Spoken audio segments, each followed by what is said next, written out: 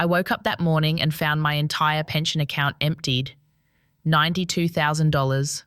Gone. The name on the transfer? My daughter.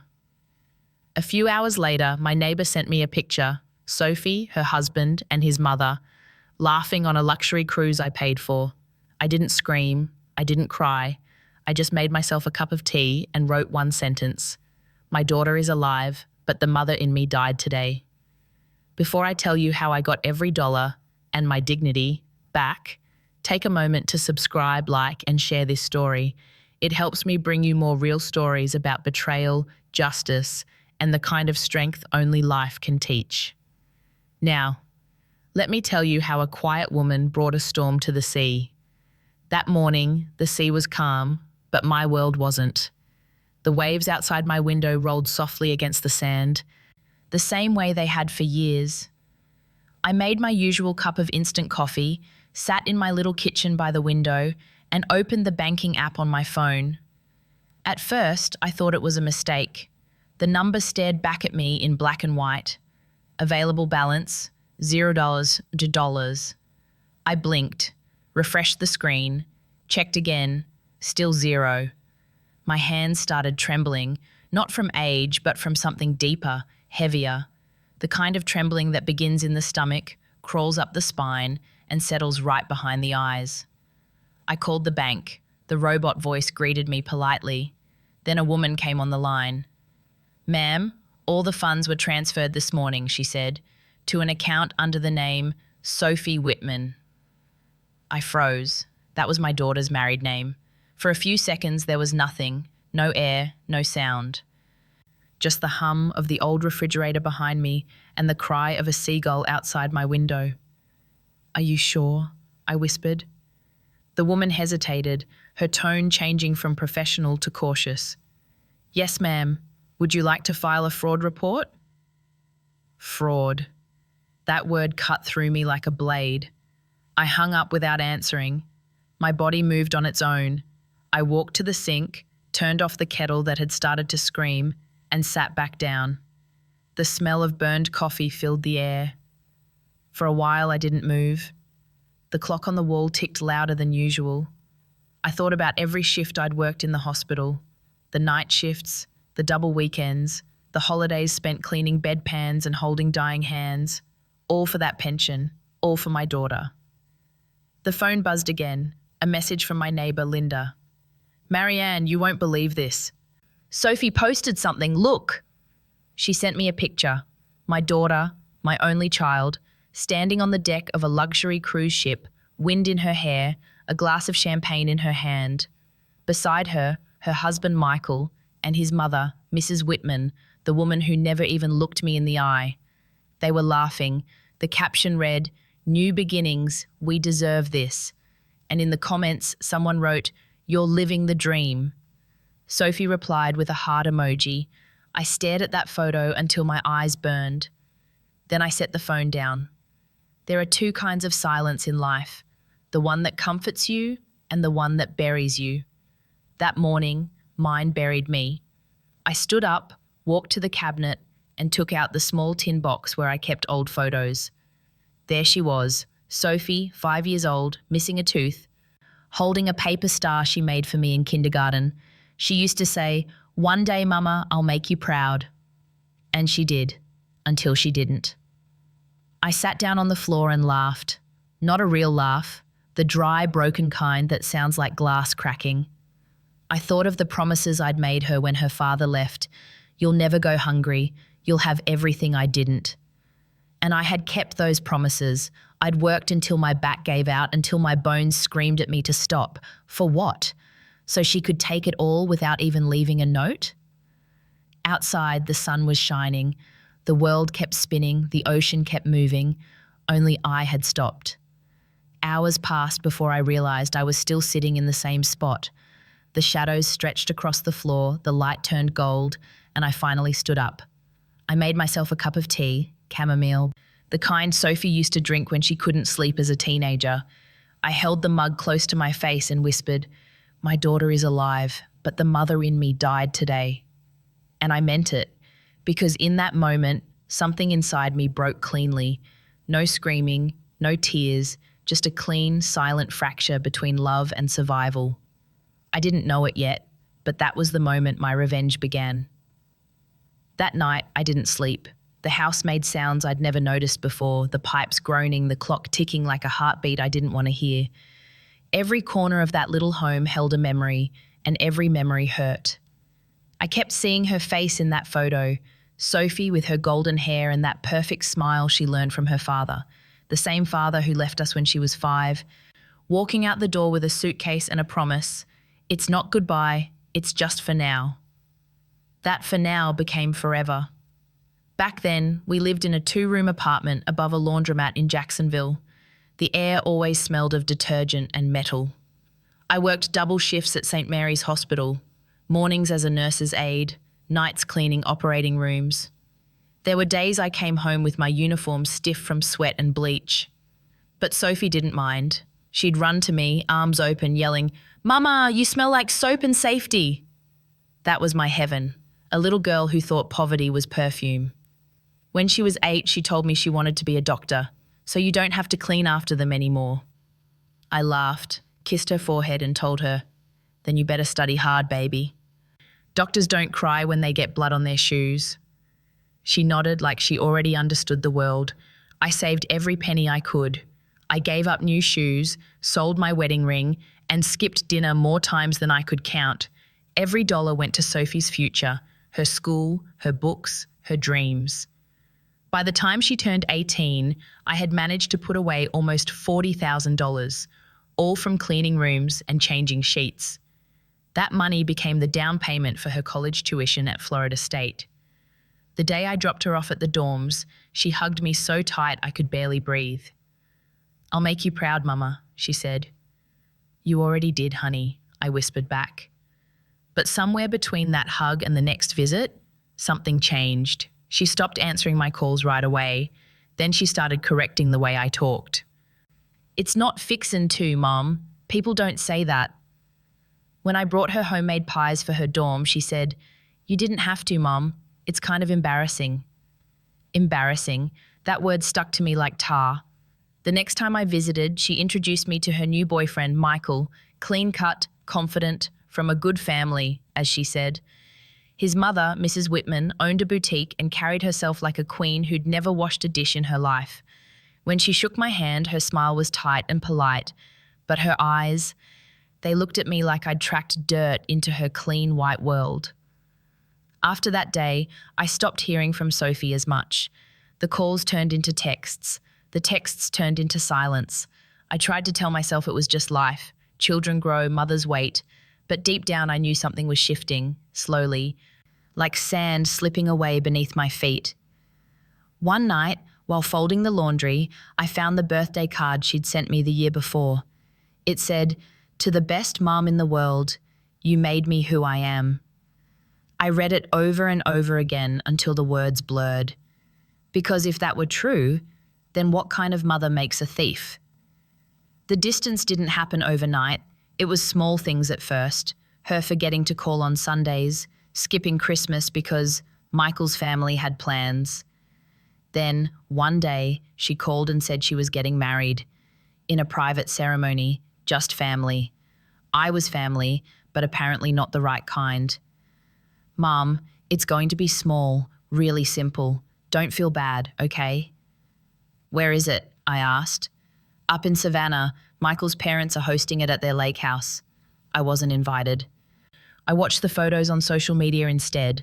My daughter in white lace, Mrs. Whitman beside her, holding her bouquet. Someone commented, "You look just like your mother." And Sophie replied, "Thank you. She's everything I hope to be." I didn't know which mother she meant anymore. A month later, she finally visited. She wore a silk blouse, high heels, and perfume that didn't belong to this house. Her eyes moved around the living room like she was inspecting an old motel. "You should think about selling this place, Mom," she said. "It's too close to the shore. You know how hurricanes are." I looked out the window. The sea was calm that day, soft waves touching the sand. "This house kept me alive," I said. "I'll die in it if I have to." She smiled politely. the kind of smile people give when they're waiting for you to finish talking. Then she changed the subject. Michael's investing in a new property. He says you could make great returns if you... No, Sophie, I'm not putting my money in anyone's hands but mine. She went quiet. Her tone hardened. You never trust anyone. That's why you've always been stuck. Those words hit harder than any slap could. I wanted to tell her that trust was a luxury people like me couldn't afford, that I'd trusted her father once, and it cost me half my life. But I didn't. I just nodded and said, "Maybe you're right, baby." When she left, I sat on the porch and listened to the ocean. I realized I couldn't remember the last time she called me mama.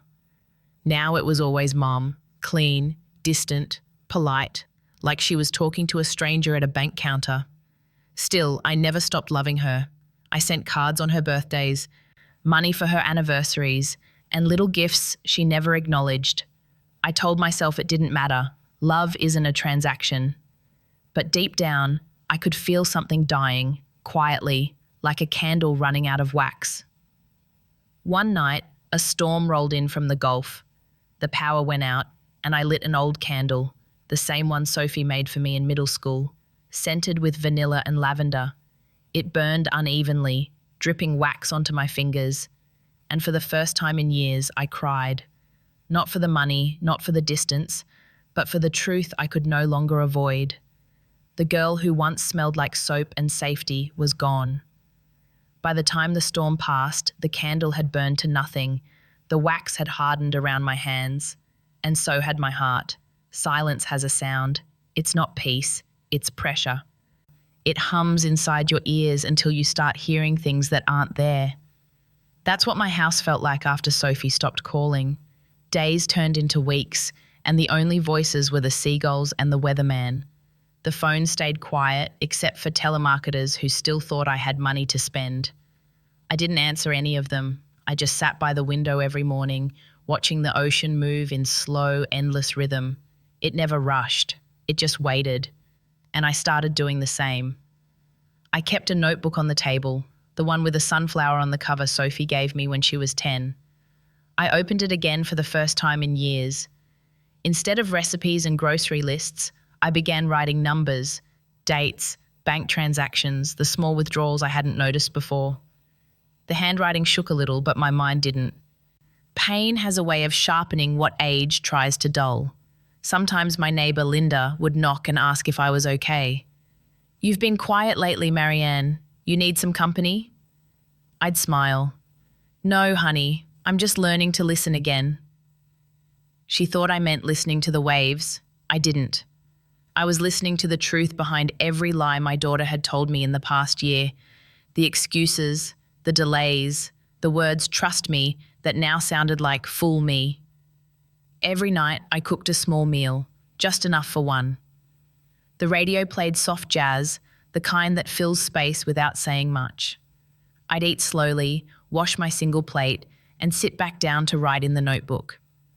By the end of the week, I had pages of data, a pattern of withdrawals, transfers, and deposits that didn't belong to me. I brought the notes to the local credit union and asked the teller to explain a few things. She clicked around on her computer, frowning. "Looks like someone's been accessing your online account, Mrs. Clark, probably from another device. Can you see whose name it's linked to? It's registered under a secondary authorized user. Do you recognize this name?" She turned the screen toward me. It said Michael Whitman. I thanked her and left. My legs felt weak, but not from shock anymore, from confirmation. When I got home, I didn't scream, didn't curse, didn't call anyone. I just opened the window and let the ocean air in. The sound of the waves came and went, steady, patient. That night, I wrote one sentence in the notebook. I gave them my trust once. They won't get my silence for free. Then I closed the cover, turned off the lights, and sat in the dark, not afraid, not defeated, just waiting. Because I finally understood something I'd been too soft to accept all my life. When a mother stops talking, it isn't surrender, it's strategy. The next morning, I woke up before sunrise. The sky outside was pale blue, the kind that looks like it hasn't decided whether to be day or night. I sat on the porch with my coffee, notebook in hand, and listened to the waves crash against the shore. The sea doesn't rage all the time. Sometimes it just whispers, waiting for the right moment to strike. That's exactly how I felt. I flipped through my notes again, line by line, like a detective learning my own story. Each transaction, each forged signature, all of it painted a clear picture. They had been draining me little by little, long before that final transfer. Not a robbery. A slow bleed. I didn't call the police, not yet. I needed someone who understood the system better than I did, someone who knew how to move quietly. That's when I thought of Henry Doyle. He was my neighbour back when Sophie was still in middle school. A widower, retired accountant, kind but sharp as a blade when it came to numbers. He used to bring his dog by and talk about taxes I never understood. I hadn't seen him in years, but I remembered his voice, steady, calm, like a man who never raised it unless absolutely necessary.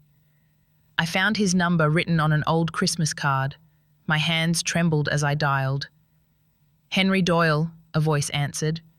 "Henry, it's Marianne Clark from Sandpiper Street." A pause, then warmth. "Marianne, well, I'll be damned. How long has it been? 10 years? "About that," I said softly. "I need your help, Henry. But I'd rather not talk about it on the phone." We met that evening at a small diner by the boardwalk.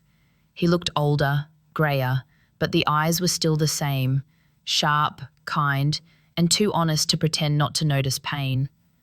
I slid the notebook across the table. He read silently for a while, flipping through pages, tracing his finger along the numbers. Then he looked up. "You're telling me your daughter and her husband have been accessing your accounts?" "Yes." "And you didn't give them permission?" "I gave them my love," I said. "Turns out that was enough." Henry sighed and leaned back. "They forged your digital signature, Marianne. This isn't just betrayal, it's a federal crime, elder financial exploitation." The words felt heavy but satisfying, like hearing the diagnosis you already knew but needed someone else to confirm. "What do I do?" I asked. "You gather everything," he said. "Statements, emails, screenshots, messages. You document it all. Don't confront them yet. People like that, they don't confess. They collapse." I nodded. He looked at me for a long moment, then added, "You're awfully calm for someone who's been robbed blind." I smiled, but there was no humour in it. When you've cried every tear there is, calm is all that's left. We talked until the diner closed. He promised to help me file the report quietly, through the right channels. Before I left, he said, "You know, Marianne, silence used to be your weakness. Now it's your weapon." I walked home under the streetlights, their glow trembling in the ocean breeze. For the first time in months, my steps felt steady. That night, I didn't pray for peace. I prayed for patience, because I finally understood that vengeance, like the tide, always comes back to shore. A week passed before I heard back from Henry. I'd been waiting by the phone every morning, not because I was impatient, but because silence without purpose feels too much like dying. When his call finally came, it was short. "Marianne, I found something. Can you come by my office tomorrow?" His office was just a room above his garage, filled with paper stacks, old coffee mugs, and a dusty window that looked out to the street. He greeted me with that same calm face he'd always had, half accountant, half priest. He motioned for me to sit down. Then he spread several sheets of paper across the desk, bank statements, loan forms, and a copy of something that made my chest tighten. It was a joint account authorization form with my name, my social security number, and my signature at the bottom. Only one problem, I never signed it. "They forged your signature," Henry said quietly. "This was done digitally, but I cross-checked the pattern. Whoever did it copied an old signature from a hospital insurance form, probably one your daughter had access to." I stared at the paper. My name, The name I'd written 1,000 times for honest reasons, now turned into a weapon against me. Can they just do that? I asked. Not legally, but people do illegal things every day. What matters is we can prove it. He pulled out a folder, thicker, heavier. This isn't just the joint account. They used it to move money from your retirement fund, then into a shell account registered under Michael Whitman's consulting business. He doesn't have a business, I said. No, Henry replied. He has a cover. For a long time, I didn't say a word. The papers in front of me looked like a map, every dotted line, every forged signature leading to the same truth. They hadn't made a mistake. They had made a plan. Henry leaned forward. Marianne, I can file a report to the state attorney's office under elder financial exploitation. It'll trigger a temporary freeze on all linked accounts, including theirs. Do it, I said. He blinked. You sure you're ready for that? Once we do, there's no taking it back. They took everything from me, Henry. The least I can do is take back my name. He nodded. Then I'll need your ID, your retirement records, and the last 5 years of statements. I handed him a folder I'd already prepared, every document, every note, every printout. He smiled slightly. You've been busy. When you stop crying, you start organizing. We worked in silence for the next hour, him typing slowly, me reading every line like it was a prayer. When he was done, he slid the printed form across the desk for me to sign. This time, my hand didn't shake. Afterward, I stood by the window and looked outside. A couple of kids rode their bikes down the street, laughing, free of consequence. And for a brief moment, I remembered Sophie at that age, barefoot, chasing waves, hair tangled with salt and sunlight. I used to think that girl could do no wrong. Henry, I said quietly, what happens now? Now, he said, leaning back. We wait for the tide to turn. I left his house just before sunset. The air smelled like rain and gasoline. The sky had turned a deep shade of pink, the colour of endings and warnings. When I reached home, I brewed a cup of chamomile tea and sat on the porch, watching the first drops hit the railing. For the first time in months, I felt something I hadn't in years. Not peace, but clarity. The kind that hurts before it heals. I looked at the notebook on my lap, opened to a clean page, and wrote, They wanted my silence. I'll give them noise they can't hear, the kind that moves through courts, not screams. The rain began to pour, steady and unbothered, and as it hit the sea, I whispered, Let them enjoy their calm ocean. You and I know storms don't ask for permission. 3 days later, Henry called again. It's done, he said. The report's been filed. The state attorney's office accepted the documentation. You'll get a confirmation letter by next week. His tone was steady, almost casual, but I could hear it, the faint crackle of something coming alive. Justice doesn't roar. It hums, quietly, like the engine of a boat before it leaves the dock. That afternoon, I went to the post office to sign the official affidavit. The clerk, a young man with sleepy eyes, looked at the papers and then at me. You're pressing charges against your daughter? He asked, too curious for his own good. No, I said. I'm pressing pause on being her victim. He didn't ask again. When I got home, the air felt different. The ocean wind had changed direction, warmer, heavier. There's a saying old sailors used to tell me when I worked part-time cleaning boats, when the wind shifts at dusk, something's coming. That night, something did. I was watching the evening news when my phone buzzed. It was an email notification from my bank. Suspicious activity detected. Temporary freeze applied to all joint accounts. I almost smiled. Almost. The next message came 20 minutes later, from Sophie. Mom, what's going on? The bank says the account is frozen. We can't access anything. Please call me ASAP. I stared at her message for a long time, the way a person stares at a door they know they'll never open again. Then I put the phone face down on the table and let it ring when she called. The voicemail she left was frantic. Mom, did you Did you do something? We're on the cruise. And they're saying the cards aren't working. Michael's furious. Please, just tell me what's happening. Her voice cracked near the end, somewhere between fear and disbelief. The kind of sound a child makes when they realize the rules have changed. I didn't respond. Instead, I opened my notebook and wrote, "The sea always takes back what it lends." The next day, Henry came by with coffee and paperwork. "You've officially triggered a fraud review," he said. Meaning? Meaning the funds in their accounts are now under federal supervision. They'll be questioned once they return to US soil. He took a sip of coffee, studying me. "You're awfully calm about this, Marianne." "Calm is what comes after heartbreak, Henry. There's nothing left to shake." He nodded slowly, like he understood. Later that night, I stepped outside. The moonlight spread across the ocean like silver paint. Somewhere out there, maybe hundreds of miles away, my daughter was standing on a luxury deck, watching the same sky. And for the first time in a long time, we were connected again, not by love, but by consequence.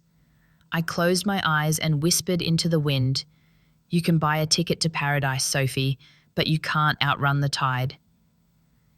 The next morning, I went through the motions of normal life, watering the plants, sweeping the porch, feeding the stray cat that came by every day. But everything felt sharper, clearer, like the world had shifted a few inches to the right. Midday, the phone rang again. "Henry."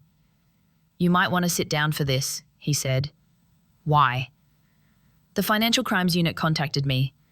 The cruise company flagged a transaction from your daughter's account, a wire attempt to Spain. They froze it mid-transfer." I let out a slow breath. Not joy, not relief, just acknowledgement, like a soldier nodding after hearing the first cannon fire. "They're panicking," Henry continued, "and that's good. Panic makes people sloppy. Sloppy makes them traceable." That night, I didn't celebrate. I didn't even smile. I just turned off the lights, stood by the window, and watched the ocean. In the distance, thunder rolled, faint but certain.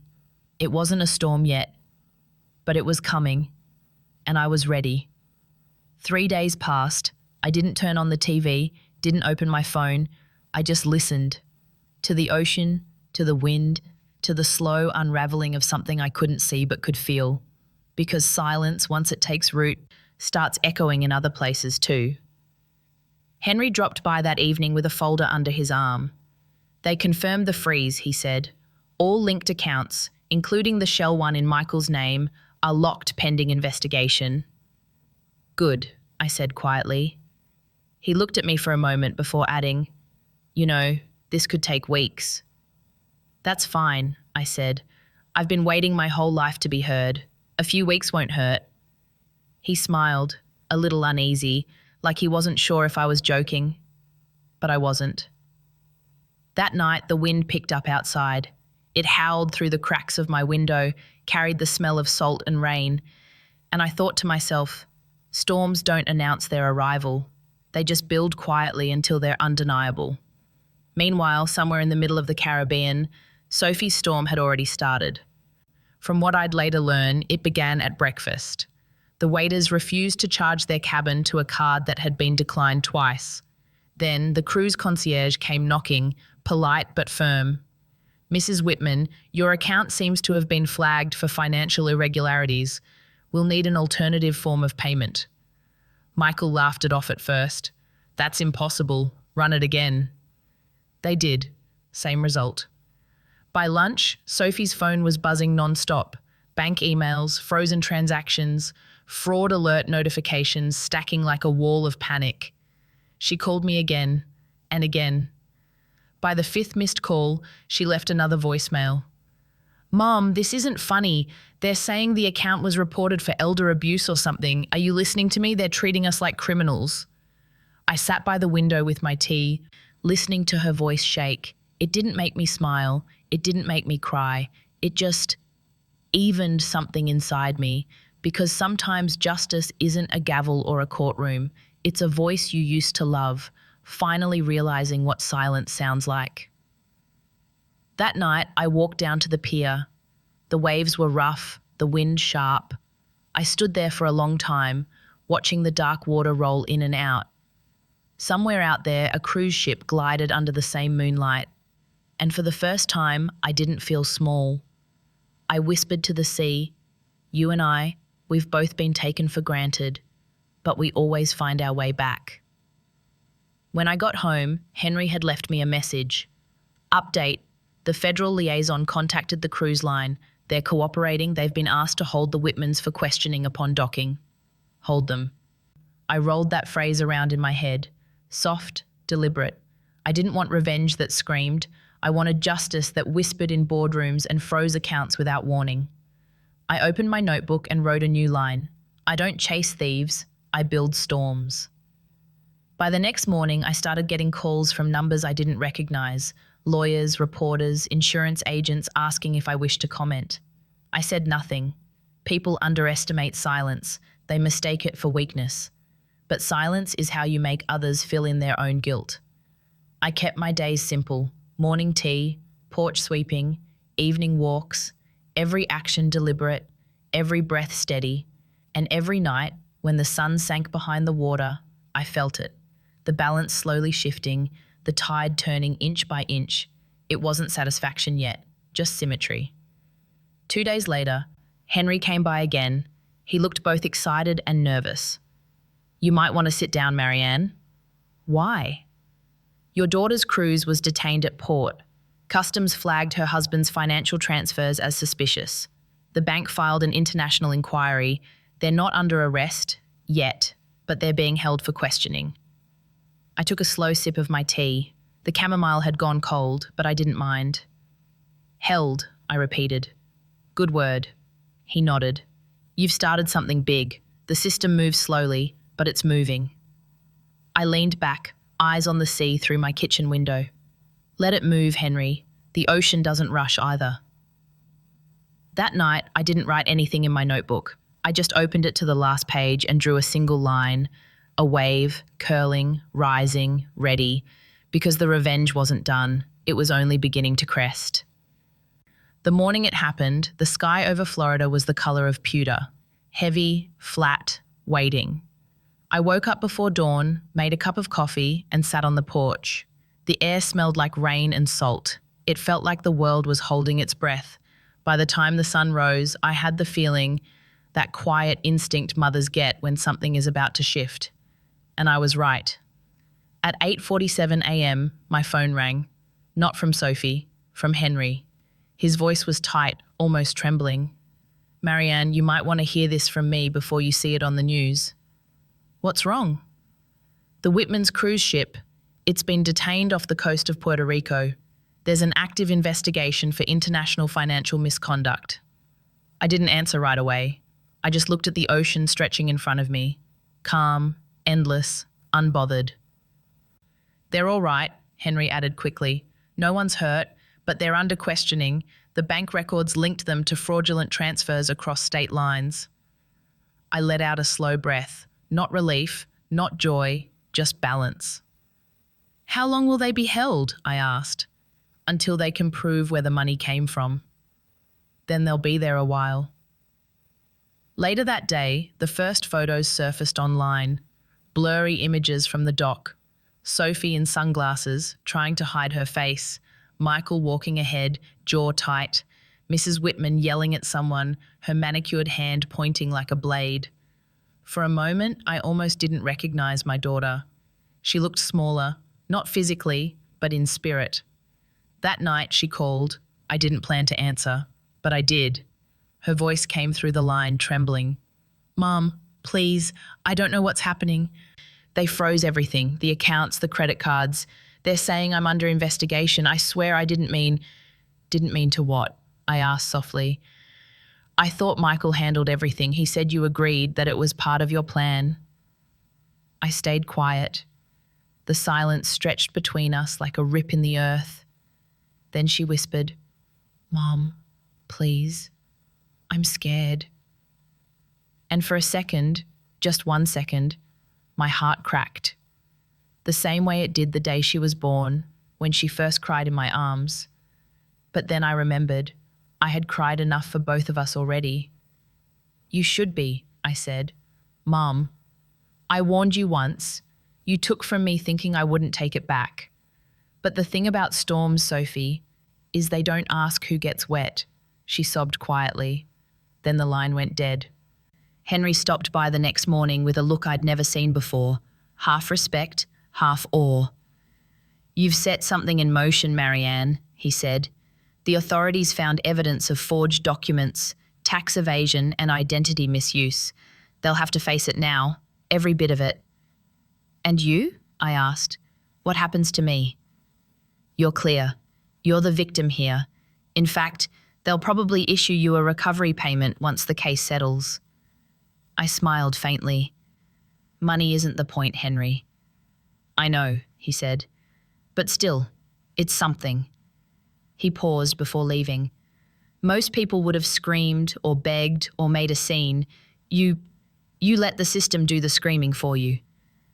Screaming never got me anywhere, I said. But silence? Silence moves mountains. After he left, I walked down to the shore. The waves were rougher that morning, the sea clawing at the sand, pulling it back only to crash again. I thought about Sophie, about how every act of cruelty she'd justified as ambition had finally come back to her, carried by her own reflection. I picked up a small seashell, cracked and hollow, held it in my palm and whispered, "This is what greed sounds like when it's empty." That night, the phone rang again. A new voice this time, a man. "Mrs. Clark, this is Agent Morales from the Federal Financial Bureau. We've concluded the initial investigation. Would you be willing to provide a statement?" "Yes," I said. "I've been silent long enough." He thanked me and scheduled a visit for the following week. Before hanging up, he added, "Ma'am, between us, not many people stand up to their own family. I admire your courage." "It's not courage, Agent," I said. "It's motherhood. We fight differently. We don't swing, we endure." When the call ended, I looked out at the horizon, the faint glow of lightning flashing miles away. The storm was still out there, rolling, turning. But it wasn't mine anymore. For the first time since this began, I felt something close to peace, the kind that doesn't come from winning, but from surviving long enough to see justice do the rest. I went to bed with the window open. The ocean hummed low and steady, like a lullaby written for the broken. And before I drifted to sleep, I whispered into the dark, "Sleep well, Sophie. The tide has your name now." The week after the storm, the air felt heavier, like the ocean itself was holding its breath. I spent most mornings on the porch, notebook in hand, not writing, just listening. There's a sound the sea makes after a storm passes. It isn't loud, but it carries weight, like the world remembering what it just survived. That's what my life felt like now, quiet, but changed. Henry came by with a newspaper under his arm. He didn't say a word at first, just handed it to me. Front page headline, "Whitman family under federal investigation for financial fraud."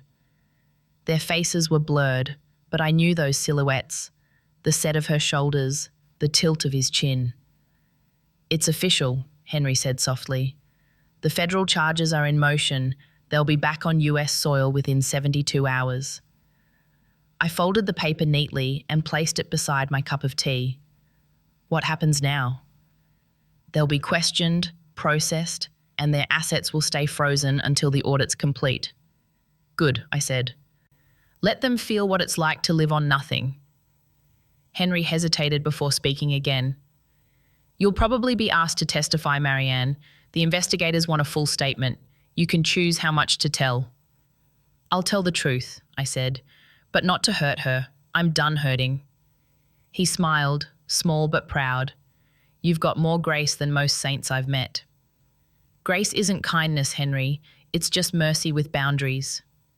2 days later, Agent Morales arrived at my home, a tall man in a dark suit, polite but focused. He set up a recorder on my kitchen table and said gently, Mrs. Clark, I just need you to walk me through everything from the moment you discovered the missing funds. I told him everything, the app, the bank call, the photograph, the forged forms Henry found. He didn't interrupt once, just nodded. occasionally writing notes. When I was done, he turned off the recorder. "I have to say, ma'am, most victims don't stay this composed." "That's because I stopped being a victim the moment I stopped screaming," I said. He chuckled quietly, then said something that stayed with me. "Justice is slow, Mrs. Clark, but it always arrives. It just hates noise." When he left, I sat alone at the table for a long while. The late afternoon light poured through the curtains, turning the steam from my tea into gold. And for the first time, I realized I wasn't waiting for revenge anymore. I was waiting for closure. That evening, the phone rang again, this time from an unknown number. I didn't answer at first, but something made me pick it up. A voice on the other end said, "Mrs. Clark, it's me." Sophie. For a second, I couldn't breathe. Her voice was smaller now, fragile. "They took Michael in for questioning. Mom, they said there's proof he forged everything. Your signature, the transfer requests, even the insurance claim. I didn't know. I swear I didn't." I stayed silent. There are moments in life when silence weighs more than any word. This was one of them. "He used me," she whispered. "He said it was an investment, that you agreed to help us start our business." I believed him. I closed my eyes. For years, I had imagined what I'd say if she ever admitted the truth. But now that it was here, there was nothing left to say. "What do I do, Mom?" she asked through tears. "You tell the truth," I said quietly. "All of it, even the parts that make you look bad. Will they arrest me? I don't know, but lying will kill you faster than prison ever could." There was a pause, the sound of her crying, soft and broken. "Mom, I'm sorry." For a moment, I wanted to believe she meant it. But forgiveness, I'd learned, isn't a word you say once. It's a language you have to speak for the rest of your life. "We'll see, Sophie," I said softly. "We'll see." When the call ended, I set the phone down and exhaled. The wind outside had picked up again. The ocean roared like thunder far away, but the house stood steady.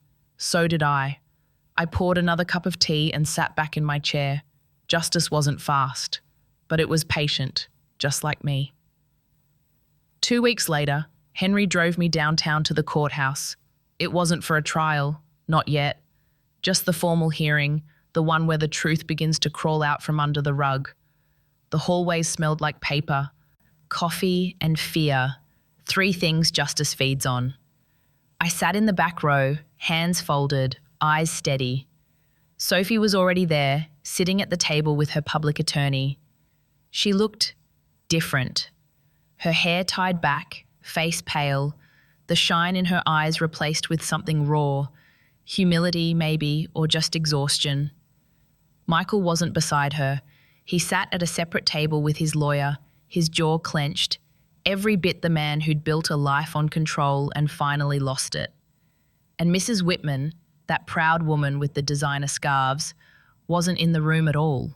She'd fainted earlier, they said, when she heard about the frozen accounts and tax evasion charges. I didn't smile, I just watched. The prosecutor laid everything out, the forged forms, the wire transfers, the false insurance documents. Each page felt like a piece of me being stitched back together. Not because I wanted them punished, but because the truth was finally speaking in my place.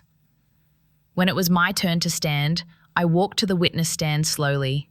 Agent Morales nodded at me reassuringly. "Please state your name for the record."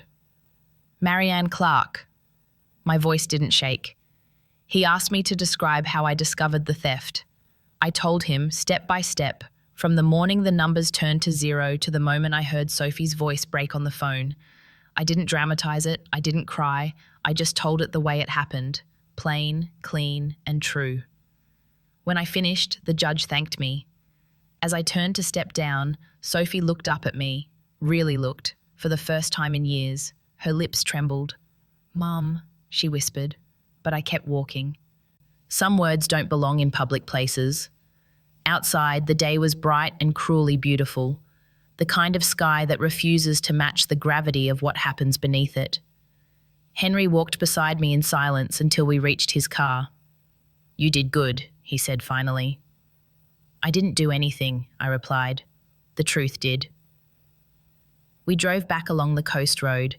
The sea glittered in the sunlight, as if nothing terrible had ever happened to it, as if it hadn't swallowed storms or secrets. And for the first time in months, I realized I wasn't carrying the weight anymore. It had gone where it belonged. That evening, Sophie called again. This time I answered. Her voice was soft, stripped bare. They released me, Mum. Michael's facing charges. I'm staying at a motel. You're alive, I said. That's enough for now. Mum, can I come home? The question hung in the air like smoke. For a moment, the word yes formed on my tongue, the reflex of every mother who ever loved too much. But then I saw the notebook on the table, the one filled with everything that had been taken, every scar written in ink. Not yet, I said quietly. Why? Because home isn't a place, Sophie. It's trust, and you haven't earned your way back there. She cried quietly. I understand. When the call ended, I sat in the dark for a long time, listening to the ocean breathing beyond the walls. It sounded different now, not threatening, not broken, just steady, just true. A few days later, Henry stopped by with a manila envelope. The state ruled in your favor, he said, handing it to me. Inside were the recovery documents, authorization for restitution, and a letter from the bank confirming the reinstatement of my accounts. I ran my thumb over the embossed seal. Money had never mattered less. Still, I whispered a quiet thank you, not to the system, but to whatever force had kept me standing long enough to see this through. As Henry left, he turned at the gate and said, You finally got your justice, Marianne. I shook my head. No, Henry, justice got me. It found me when I stopped asking for mercy. That night, the sky was clear again. I sat on the porch, the same chair, the same view, but everything inside me had changed. The sea shimmered under the moonlight, endless and forgiving. I opened my notebook to the last blank page and wrote, Justice doesn't shout. It whispers through time, through consequence, through the silence we choose instead of hate.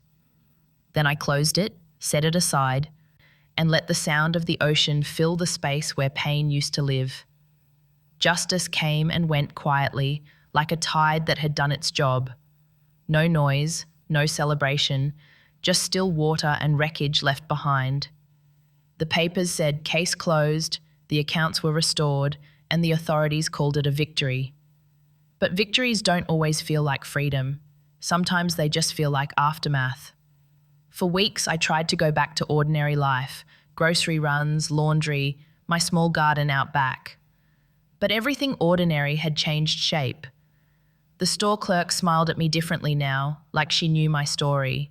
Neighbours stopped pretending they didn't gossip. Even the sea outside my window seemed quieter. Respectful maybe, or wary. I didn't care. The world could talk. I had peace, and peace was expensive. Then one morning, a letter arrived. No stamp. No return address. Just my name, written in handwriting I could have recognized blindfolded. Inside was a single folded page. The first line read, I don't expect forgiveness, Mom. I just want you to know I finally see it. It went on to describe how Michael had taken everything, not just the money, but the story. He'd told her lies, manipulated her into signing forms, and when the investigation began, he'd tried to shift the blame onto her. Now he was facing multiple charges, while she was left with debts, no home, and no one to call. The last line said, If you can't forgive me, at least remember that I'm still your daughter, and I'm still learning what that means. I folded the letter and sat with it in my lap. I should have felt something. Anger, sorrow, relief. Instead, I felt the same thing the ocean must feel after a storm. Tired. That night, I called Henry. He came over with soup and 2 cups of coffee, as he always did when words felt too heavy to say alone. I showed him the letter. He read it silently, then handed it back. You gonna reply? I don't know, I said. You don't have to. Some lessons finish themselves. We sat in silence for a while, listening to the waves hit the shore. Then he said, "You ever wonder what all this was for? I mean, you got your money back, your name cleared, but what did it really fix?" I looked out the window, the sea glimmering under the porch light. "It fixed the part of me that stopped believing in truth," I said, "but it broke the part of me that believed in family." He nodded slowly. "Sometimes they're the same part, Marianne." We didn't talk much after that. He left around midnight, and I stayed awake long after, watching the ocean shift under the moon. The tide was low, the sand dark and glistening, a mirror reflecting everything I didn't want to see. The next morning, I found another envelope at the door. This one had an address, a women's shelter in Tampa. It was from Sophie again, shorter this time. "They let me stay here for a few weeks. I'm working in the kitchen trying to get my life back. I wanted to send you the money I still had, but I figured you wouldn't take it. I'm not asking to come home. I just wanted you to know I'm trying. Love, Sophie." The word love felt foreign on the page, shaky, uncertain, but honest. And that, somehow, hurt more than all the lies before it. I put the letter in the drawer with the first one and whispered, "Keep trying, baby. That's all that ever mattered." But I didn't write back, not yet. Because forgiveness isn't a doorway you open once. It's a hallway you have to walk through, one step at a time and barefoot. That night, I sat on the porch again, my old rocking chair creaking in rhythm with the tide. The sea was calm, the air cool, and the stars spread like spilled salt across the sky. I closed my eyes and thought about Sophie as a little girl, her laughter, her bare feet chasing waves, her promise, "One day, Mama, I'll make you proud." And maybe, just maybe, this was the start of her keeping that promise, not in glory, not in wealth, but in humility. I smiled faintly and whispered, "We're getting there, my girl. Slowly, but we're getting there." It had been almost 6 months since the case closed when I saw her again. I was coming out of the grocery store carrying a paper bag full of peaches and tea bags, when I heard a voice behind me, small, careful. "Mom?" I froze. For a moment, I thought my mind was playing tricks on me, but when I turned, there she was, thinner, paler, her hair tied back in a simple ponytail, no makeup, no jewelry, no mask, just my daughter, stripped down to the truth. She smiled faintly, like she wasn't sure she had the right to. "I didn't mean to scare you," she said softly. "I just wanted to see you." I looked at her for a long moment. The last time I'd seen that face was in a courtroom under fluorescent lights. Now, standing in the warm sunlight, she looked younger and older all at once, a woman who'd finally met herself. "You look well," I said. "I'm trying," she replied, "one day at a time." We walked to a bench outside the store. The breeze carried the smell of salt and summer, and for a minute, neither of us spoke. Sometimes silence is kinder than words. She was the first to break it. "I got a job," she said, "at a diner near the shelter. It's not much, but it's mine." "Good," I said. She nodded, picking at the hem of her sleeve. "I pay rent every week. I don't have a car yet, but there's a bus stop right outside." Her voice trembled, not from fear, but from honesty. Then she looked up. "Mum, I wanted to see you because I wanted to say thank you." That caught me off guard. For what?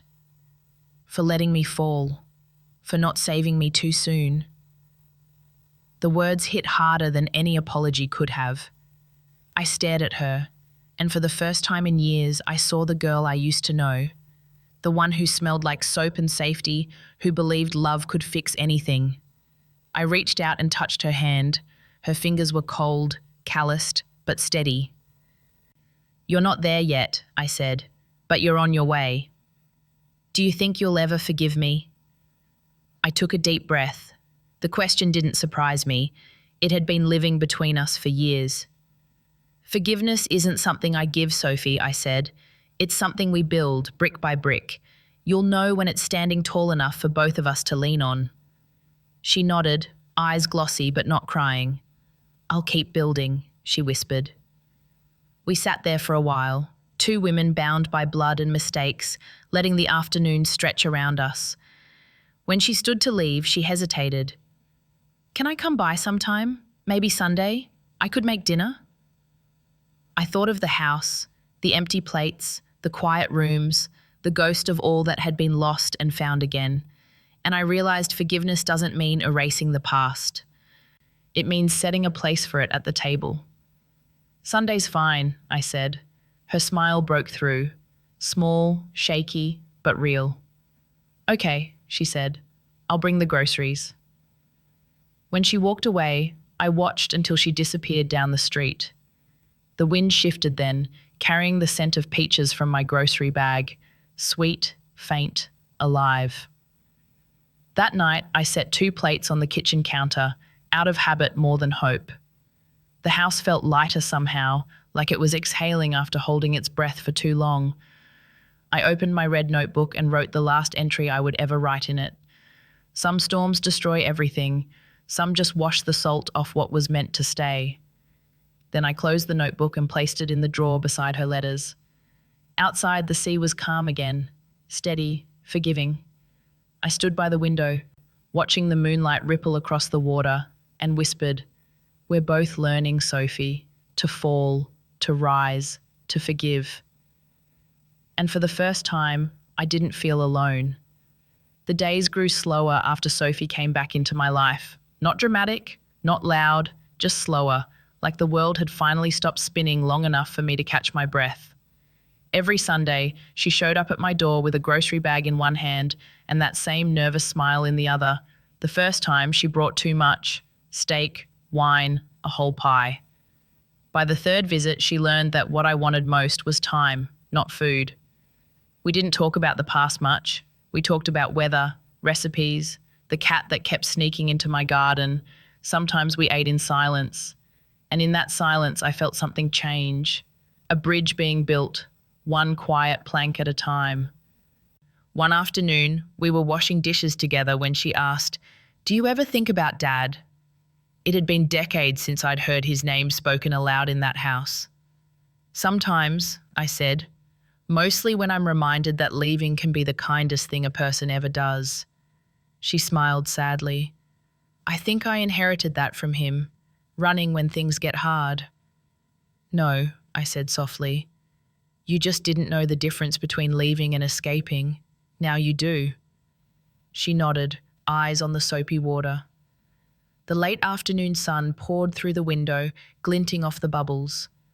For a moment, I saw her as she once was, 5 years old, standing on a stool to help me rinse the dishes, her little hands covered in foam. Life has a way of circling back to its simplest form. Sometimes the healing doesn't come with apologies, it comes with shared silence and clean plates. A few weeks later, my doctor told me my heart wasn't doing well. He used words like weakened valves and irregular rhythm, but I heard something simpler underneath it all: time. Not the kind that could be measured in days or months, the kind you can feel running out quietly, like a candle reaching its end. I didn't tell Sophie right away, not because I wanted to hide it, but because I wanted to understand it myself first. When you've spent your whole life fighting for survival, for respect, for truth, it takes a while to learn how to rest. That night, I walked to the beach. The tide was low, the moon a soft coin hanging over the horizon. I sat on the sand and listened to the water whisper across the shore. It didn't sound angry anymore. Just endless, like forgiveness itself. I thought about all the versions of me that had lived and died in this lifetime. The young mother who scrubbed floors for a dream, the broken woman who cried over an empty account, the fighter who built her revenge in silence, and the survivor who finally let go. They were all me. But tonight, only one version remained, the one who could finally say, "It's enough." When I got home, I took out the red notebook from the drawer. The cover was worn, the edges curled from years of use. Inside, every line told a piece of my journey, every heartbreak, every plan, every truth. I turned to a blank page and wrote, "Healing doesn't mean forgetting. It means remembering without bleeding." I closed it gently and placed it beside the photograph of Sophie as a child, the one where she's holding a seashell up to her ear, laughing like she could hear the ocean talking back. The next morning, I called her. "Come by tonight," I said. "I'll make your favorite soup." Her voice brightened instantly. "The one with the corn and thyme?" "The same," I said. "Bring the pie, but only if you baked it yourself." She laughed, a sound I hadn't heard in years, soft and alive. And for the first time, the laughter didn't echo against old wounds. It stayed, right there in the room, like sunlight that finally decided to linger. The night Sophie came for dinner, the air smelled like rain and rosemary. She brought a pie, still warm, and her nervous laugh filled the kitchen as she said, "Don't get excited, it's a little burnt." I smiled. So were most of my best meals. We ate at the small wooden table by the window, the one that had seen more silence than conversation over the years. The soup steamed gently between us. The pie sat untouched for a while. At one point, she reached across the table and took my hand. Her fingers weren't cold this time. "You know," she said, "I thought healing would feel like forgetting, but it doesn't. It just feels lighter." "That's all healing ever is," I said, carrying the same load but learning where to set it down. She squeezed my hand. "You set it down long before I did." "Maybe," I said softly, "but you came back to help me lift it one last time." After she left that night, I stayed by the window long after the lights went out. The rain came quietly, tapping against the glass like fingers trying to say goodbye. And I knew, deep in that unspoken way mothers know, that this was the last calm night I would have. Not out of sadness, just knowing. In the days that followed, my body grew tired faster. The walks to the beach became shorter. The tea took longer to finish. Even the ocean outside seemed to move slower, as if matching my pace. So I began to prepare, not for death, for leaving well. I wrote letters, short ones, one for Henry, thanking him for being the kind of friend who never asked for anything, one for Linda, telling her to keep the cat even though it never really belonged to anyone, and one, of course, for Sophie. I wrote hers on a quiet afternoon when the house smelled of cinnamon and the sky looked soft enough to touch. The words came easy, like they'd been waiting their turn. "My dearest Sophie, by the time you read this, I'll be gone. Don't cry. This isn't an ending. It's just a pause between tides. You and I have seen what storms can do. Now it's time to see what calm can rebuild. I want you to know that I never stopped loving you. Not when you left, not when you lied, not even when you forgot who I was. Because love, real love, isn't memory. It's forgiveness that stays after memory fades. Live gently, my girl. Be kind when no one's looking. And when the sea feels too heavy, remember, we were made of it. It knows our names." I folded the letter and placed it in the red notebook, the one that had seen everything. Then I set the notebook on the kitchen table beside a photo of her as a child. That night I slept deeply, no dreams, no pain, just the rhythm of the sea outside, like a mother rocking her child to rest. The next morning the sun rose soft and golden. The neighbours said they found me sitting in my chair, hands folded, eyes closed, a faint smile on my face. The red notebook lay open, the last line visible in my handwriting. "The tide is gentle today." Sophie came hours later. They said she knelt beside me, holding my hands, whispering things no one could hear. When she opened the notebook, the tears finally came, not from guilt, but from love that had nowhere else to go. She took the letter, pressed it to her chest, and whispered, "I hear you, Mom. I hear you." Then she walked to the shore that afternoon, the same beach where I had spent my life listening to the sea. The wind wrapped around her like a memory. She looked out at the horizon, waves glimmering under the sunlight, and whispered my words back to the ocean. "We were made of you. You know our names." And the tide rolled in, soft, forgiving, eternal. If this story touched your heart, don't let it fade. Somewhere out there, a mother is still waiting for her child to come home, and a child is still learning how to say I'm sorry. Share this story if you believe forgiveness can still find its way back. Leave a comment, tell me where you're listening from, and remember, every tide, no matter how rough, always returns to shore. This is Marianne's story. Thank you for hearing her truth.